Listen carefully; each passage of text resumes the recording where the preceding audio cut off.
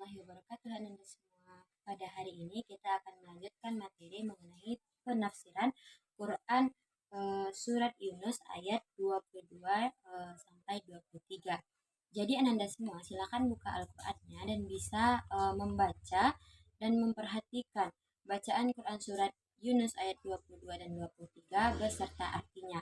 Di sini Ibu akan menjelaskan langsung menjelaskan tentang penafsiran Quran surat 22.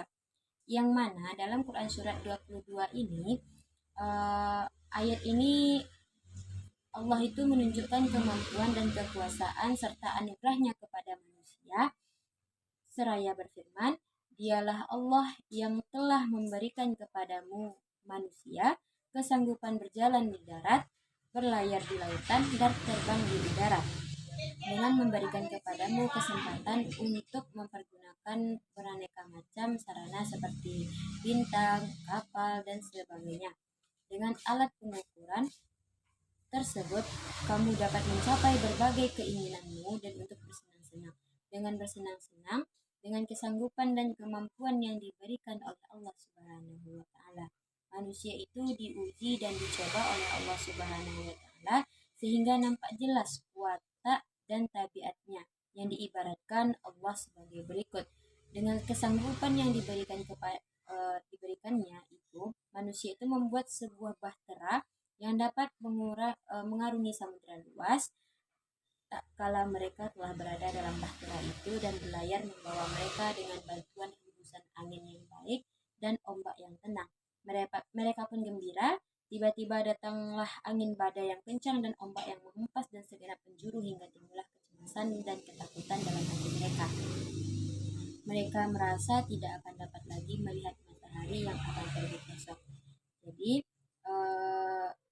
mereka mengucapkan, wahai Tuhan kami, sesungguhnya jika Engkau lepaskan kami dari malapetaka yang akan menimpa kami, tentulah kami menjadi orang yang mensyukuri nikmat yang telah berikan.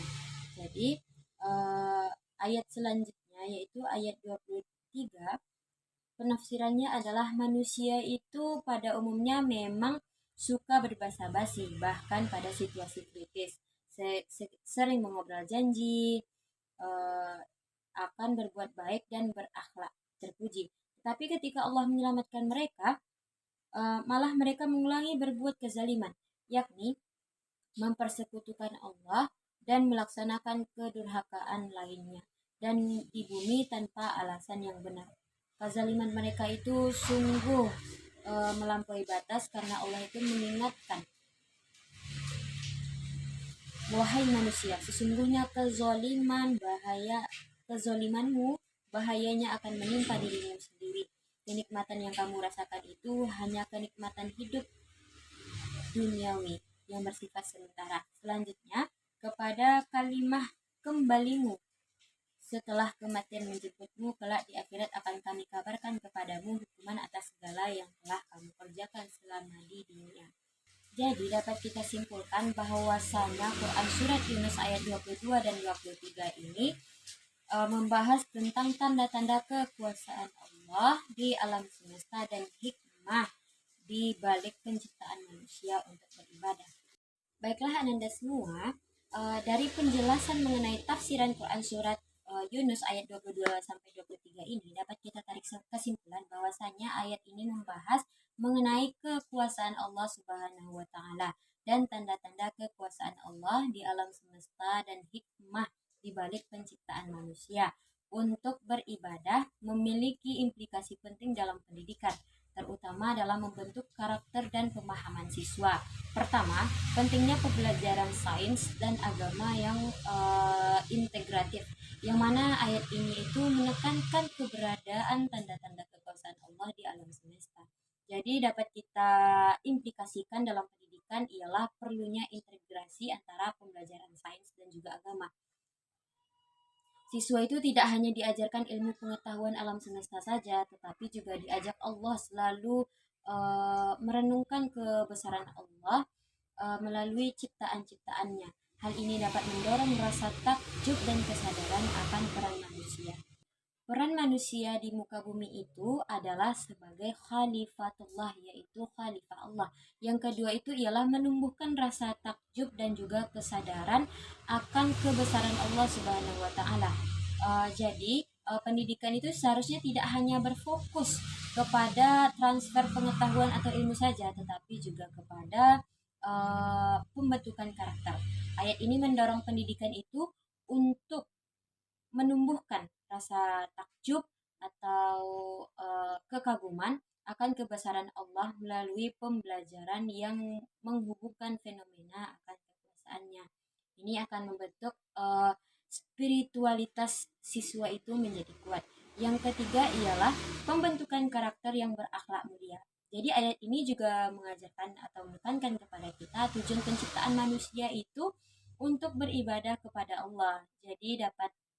Jadi, hubungannya dengan pendidikan adalah perlunya pembentukan karakter yang berakhlak mulia berdasarkan nilai-nilai agama Islam.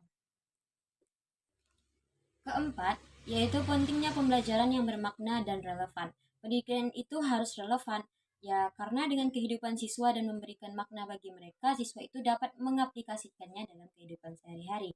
Jadi, yang kelima adalah mengembangkan kemampuan berpikir kritis dan analisis. Jadi, ayat ini mengajak manusia itu untuk merenungkan ciptaan Allah. Implikasinya dalam pendidikan adalah perlunya mengembangkan kemampuan berpikir kritis dan analisis siswa. Jadi siswa itu didorong untuk mengamati, menganalisis, dan juga menarik kesimpulan dari fenomena tersebut. Dan yang terakhir yaitu mendorong pengembangan potensi diri.